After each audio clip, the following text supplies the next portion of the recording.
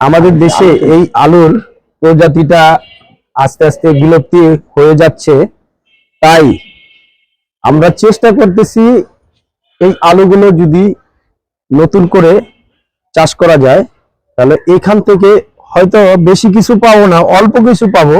এইটাকে আমি আগামী বছরে যত্ন করে রাখবো, তারপরের বছর আবার কিছু হবে।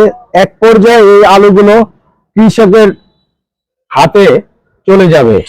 ভাই, এই আলুটা কি আমরা সচরাচর যে আলুটা মার্কেট থেকে কিনে খাই, এই আলুটা কি এটা সচরাচর মার্কেট থেকে আপনি মার্কেটে এই আলুটা কম পাবেন। চাইলে আপনি কোন একটা পাত্রের ভিতরে এভাবে চালু, এই যে দেখেন, এই যে আলুর যে শিকড়, অলরেডি এটা শিকড়, এখান থেকে আলু হবে।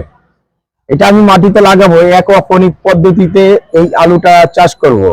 দেখবো বাংলাদেশের নতুন সিস্টেমে সারা বছর কিভাবে আলু উৎপাদন করা যায়। এটা নিয়ে আমি একটু গবেষণা চলতেছে আল্লাহর রহমতে। জি জি, এই জিনিসটা দেখলাম, এই জিনিসটা খুব ভালো লাগলো ভাই।